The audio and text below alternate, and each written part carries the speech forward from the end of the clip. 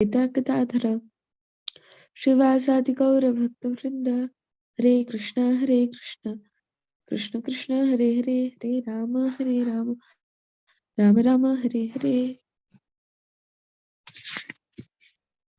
Hare Krishna.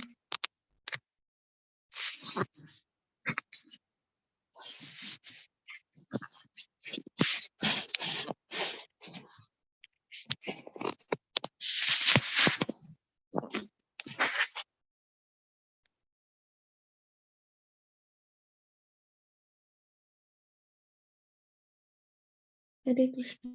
Screen share.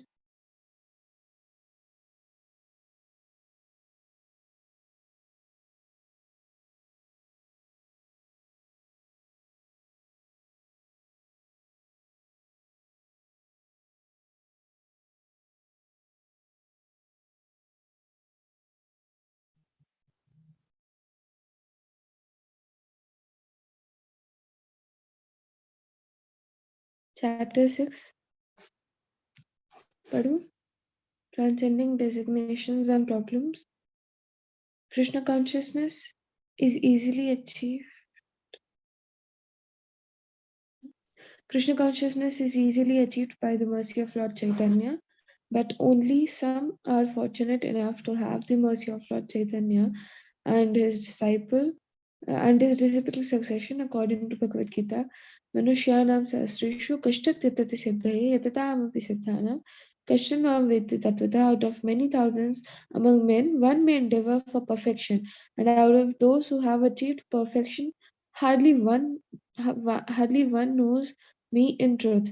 God realization is not possible for animals or for persons who are almost animals or for animals in the shape of human beings. Contemporary civilization is a contemporary civilization is by and large an assembly of animals because, as stated before, it operates on the basis of the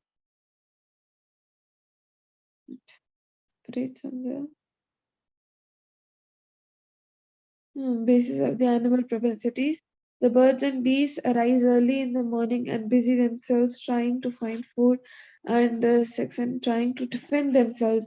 At night, they look for shelter, and in the morning, they fly to a tree to find nuts and fruit. Similarly, in New York City, great hordes of people travel from one island to another by ferry boat and wait for subways in order to go to the office for the purpose of finding food. How is this an advancement over animal life? Although although the ferry and subway are always crowded and many people have to travel 40 or 50 miles for bread, the birds are free to fly from one tree to another.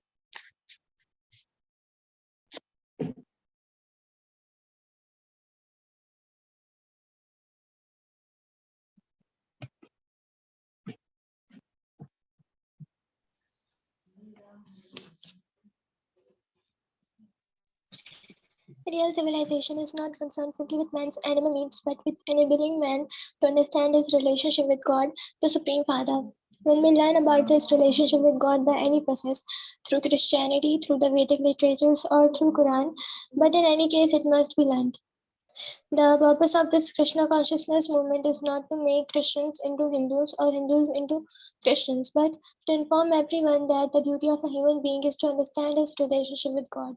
One must learn this, otherwise he's simply wasting his time by engaging in animalistic propensities. We must all try to love Krishna or God. If one has a process, he should practice it. Or he can come and learn this process. One should not begrudge the selection of one process over another. Nisad api amritam grahyam grahyam amityad api kanchanam nishchad api uttamam vidyam stri ratanam dushkulad api. Chanakya Pandit says that one must catch what is right from any source. If there is a glass of poison with some nectar in it, he says one should take out the nectar and leave the poison. In the same way, if one finds a good gold in filthy place, he should take it. Similarly, according to the Vedic system of education, one must be given instruction by intellectual persons like Brahmanas. If someone lower of the social scale has learned the truth, one should accept him as a teacher and learn from him. One should not think that just because one is lowly born, he should not be accepted as a teacher. Mhm. Similarly, one is serious about understanding God. You should not think I am Christian, I am Hindu, or I am Muslim. If one is serious about understanding love of God, you should consider which process is practical. One should not think, why should I follow Hindu Vedic scriptures? The purpose of following the Vedic scriptures is to develop love of God. When students come to America for a higher education, they do not consider the fact that the teachers may be American, German, or of other nationalities. If one wants a higher education, he simply comes and takes it. Similarly, if there is an effective process for understanding and approaching God, like Krishna consciousness process, one should take it. Not all, but those who are intelligent and fortunate take to this process of devotional service, Kaivalya Bhaktya, and their only desire is to serve Krishna. From early morning till late night, the devotees are engaged in Krishna's service. This is called Kevalaya, pure. For them, there is no other business. This process is recommended for all, and is the perfection of all religious process. Savai pumsa paro dharmo yato bhaktara dhukshate. In Sanskrit, there are two words, para and apara, which describe the superior, transcendental, and the inferior material approaches to religion. In the execution of material dharma, or religion performed for material gain, people generally go to a church or temple and pray, God, give us our daily bread. Actually, this need not be asked for bread is already provided for everyone. Even the birds and beasts get their bread without having to go to church to ask God for it. Similarly, our bread is also provided, whether we go to church or not. That is not a problem, for no one is dying in the streets of starvation, nor do we find a bird, beast, or even an ant dying of starvation. Food is there, and one need not bother about it. If the brain should be taxed, it should be taxed for Krishna or God. This is the proper. This is the proper utilization of time. There is no scarcity of bread in the kingdom of God. तस्यैव हेतु प्रयेते कोविदो न लभ्यते यत् brahmadam upari adha. Srimad Bhagavatam says that one should try to attain that which cannot be attained by traveling all over the universe. What is that? Kevalya Bhaktya, pure devotion. By God's arrangement, there is sufficient food, land, and prospects for food on this planet. But we have arranged the things in such a way that in one part of the world people are suffering and in another part they are throwing grains in the ocean. The Vedas say Eko Bhavanam Yo Vidadhati Kaman. The Supreme Person is supplying food to many living entities. The difficulty in this material world is that we take more than we need and thus create our own problems. Problems are created by men, led by so called politicians. According to nature's way or God's way, everything is complete. According to Sri Isha Upanishad, Om Purnam Adha Purnam Idam Purnat Purnam Udachyate Purnasya Purnamadaya Purnam Eva Vishishyate. The personality of Godhead is perfect and complete. And because of this, all emanations from Him, such as this phenomenal world, are perfectly equipped as complete wholes. Whatever is produced of the complete whole is also complete in itself, because He is the complete whole, even though so many complete units emanate from Him, He remains the complete balance. God is complete, His creation is complete, and His arrangements are complete. But we are creating disturbances. Real education is that we make people Krishna conscious so that they will properly utilize the resources of the earth and stop creating disturbances. It is not possible to solve problems by passing resolutions in the United Nations. One must know the actual method of solving problems. Shukdev Goswami says that simply by pure devotional service one can solve the problems of life. Who can do this? It is not possible for an ordinary man, but for those who are Vasudeva Parayanaha, devoted to Lord Krishna or Vasudeva. Only those who concern to satisfy Krishna and who take to pure devotional service can solve the problems of life. Akam Tunvanti, as already explained, problems are created by simple activities. Although there is enough food for everyone, stocks more than is needed in order to make a profit or simply in order to hoard. In 1942 in India, there was an artificial famine created by people gathering money and stocking it unnecessarily. Wealthy men collected rice, which was selling at 6 rupees a pound, and suddenly within a week, the price rose to 50 rupees a pound. Consequently, no rice was available on the market, and the people went hungry. An American gentleman present at the time remarked, "If people in our country were starving in this way, there would have been a revolution." The people in India, however, are so trained in culture in spite of this artificial famine, they did not revolt but preferred to die peacefully. Of course, there is only one instance, but it shows how problems are not created by God but by man. In Germany, during the First World War, the women went to church and prayed to God to send their husbands, sons, and brothers back safely. But none of them came back. All of the women became atheists. They did not consider that God did not advocate the war and its problems. They went Him for solution. When we create our own problems, we have to suffer the results. In fact, however, that the problem of one who takes to the shelter of Krishna, God, are solved. For this reason, it is none other. For this reason, it is none another. One should apply his devotional service to Vasudeva, the supreme personality of Godhead. Vasudeva Bhagavati Bhakti Yoga Prayojitaha. Bhakti Yoga Prayojita. If one engages in devotional service to Vasudeva, he will receive the highest knowledge without the delay. Without delay. Janantyashu Vairagyam. The words Jnana Vairagyam, Jnana Vairagyam refer to that knowledge by which one becomes detached from material allurement. The word Jnana means knowledge and Vairagyam means a detachment. Both knowledge and detachment are required in this human form of life.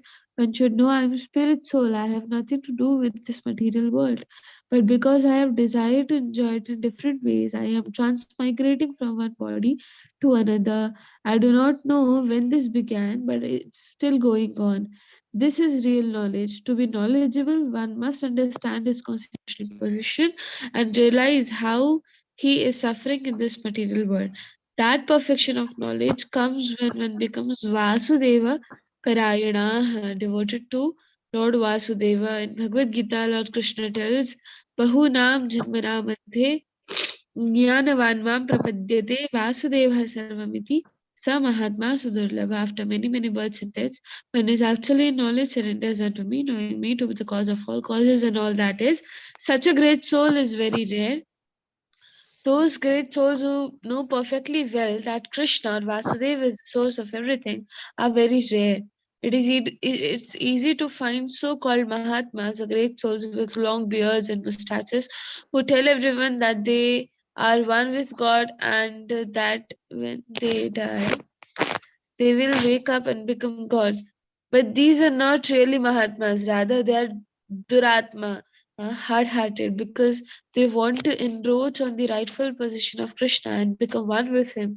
If there were a servant in the office who tried to occupy the position of employer, would the employer like it? Similarly, any living entity who is trying to become God is not very much to God's liking. Of course, no one can become God, but his endeavor to become God or his competitor is not very pleasing to him.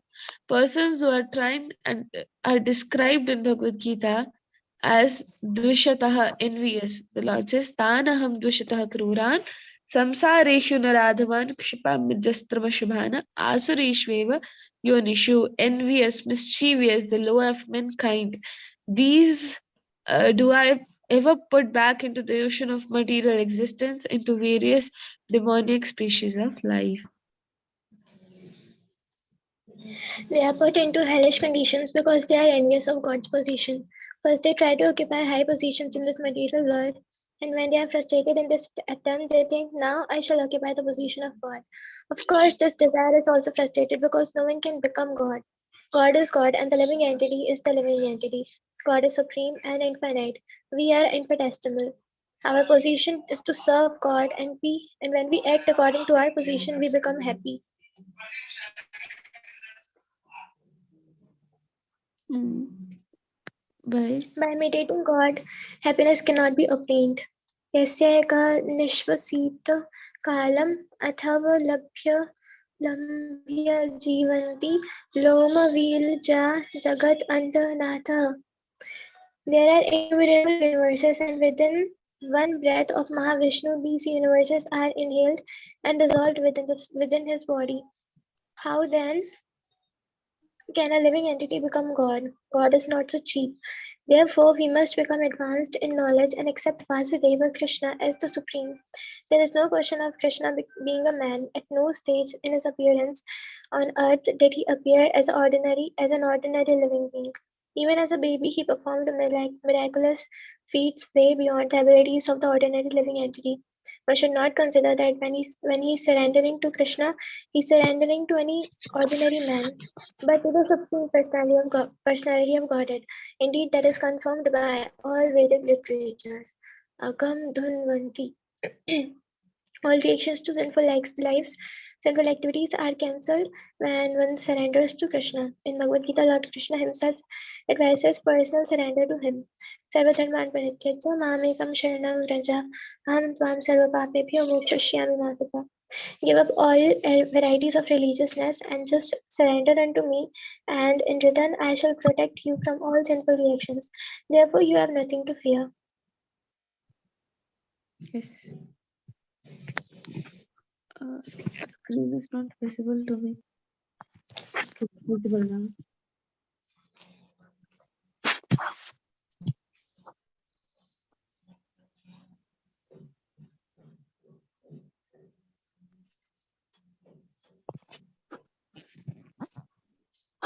Is it visible? Ah, yes, nothing to fear. Therefore, one who is a devotee of Vasudeva Parayana and who simply engages in devotional service is immediately freed from all sinful activities. Devotional service to Krishna or Krishna consciousness can never be attained by any amount of speculation, but by the causeless mercy of a pure devotee of Krishna. It is a matchless gift bestowed by the Mahatma, a great soul, out of compassion for fallen living entities. It is said that by the grace of Krishna, one gets a guru or a spiritual master, and by the grace of the spiritual master, one gets Krishna. This is like the gift of the sunrise. At night there is darkness, but in the morning, as soon as the sun rises, immediately millions of miles of darkness are removed. In the same way, if we try to make the sun of God rise within our hearts, all of our problems will be solved. 3 minutes left. I can read a little. The matchless gift, liberation in Krishna consciousness. If we simply worship the original person, Adi Purusham, we need not fear being misled by anyone, by anyone. Sridhar Swami, the original commentator on Srimad Bhagavatam, explains that one can reach the perfection of life simply by devotional service. Kevalya Bhaktya. One need not be dependent on any other process. Shukdev Goswami says that one can put an end to material life by one stroke, Cavalier, there is no need to first undergo severe penance and austerity, practice celibacy, control the mind and the senses, give in charity, perform great sacrifices, and become very truthful and clean. Simply by one stroke, by accepting Krishna consciousness, one immediately rises to highest position. By just taking to Krishna consciousness, one develops all transcendental qualifications. The goldsmith uses a small hammer and taps the gold many times, but the blacksmith uses a large hammer and with one stroke his job is finished. This is the blacksmith's method. We take the big hammer of Bhakti Yoga and finish all material life. There is no there is no need to undergo the many lesser disciplines nor to follow any other process. In actuality, there is no possibility of even following the order following the other Vedic processes to perfection. For instance, the Hatha Yoga process would say you have to become a strict brahmachari and sit in the forest with your body at a right angle to to the ground, versus pressing your nose with your finger for 6 months. Who could follow such an instruction? Since such a method is not practical in this present age, the goldsmith method has to be discarded. The solution is to take the blacksmith's hammer of Krishna consciousness and finish off all sinful reactions immediately. Hare Krishna. Will you be free today? Yes, in the afternoon. Yes, so we'll read more. Sure. Hare Krishna, Krishna Krishna, Hare Hare.